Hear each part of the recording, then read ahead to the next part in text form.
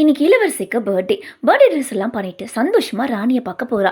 ராணியும் அவளை சந்தோஷமா ஹக் பண்ணி விஷ் பண்றாங்க. அவளுக்காக ஒரு கிஃப்ட்டும் வாங்கி வச்சிருக்காங்க. அந்த கிஃப்ட் ராணிக்கு அவங்க அம்மா கொடுத்தது.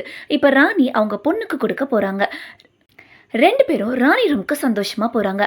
ஆனா அரண்மனையில வேலை செய்யற லேடி ஒருத்தவங்க இளவரசிக்கு கொடுக்க வச்சிருந்த கிரவுனை எடுத்து தலையில வச்சு அழகு பாக்குறாங்க. இதை பார்த்த இளவரசிக்கு கோவம் வந்துருச்சு. அந்த லேடி சாரி கேட்டும் வேலைக்காரங்க எல்லாம் க்ரௌன் போடக்கூடாதுன்னு திமிரா சொல்றா. இதை கேட்ட ராணி பொண்ணை தான் கண்டிக்கிறாங்க. இந்த சமஸ்தானத்தில் இருக்க எல்லாருக்கும் நம்மளோட அன்பும் மரியாதையும் கிடைக்கணும்னு சொல்றாங்க. ஆனா அவங்க என் க்ரௌனை எடுத்தாங்கன்னு இளவரசி கம்ப்ளைண்ட் பண்றப்போ அதுக்கு தான் அவங்க மன்னிப்பு கேட்டுட்டாங்கல்ல. அது மட்டும் இல்லை, இந்த க்ரௌன் இன்னும் உனக்கு சொந்தமாகலை, இங்கே இருக்க எல்லாருமே சமம்னு சொல்கிறாங்க.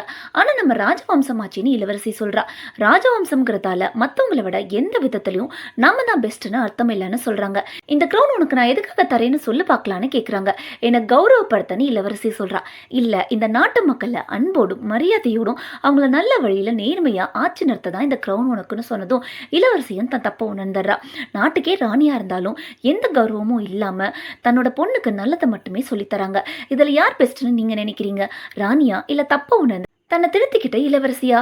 மறக்காம கமெண்ட்ல சொல்லுங்க. அப்படியே வீடியோ பிடிச்சிருந்துச்சுன்னா வீடியோக்கு ஒரு லைக் போட்டு மறக்காம சேனலை சப்ஸ்கிரைப் பண்ணிக்கோங்க.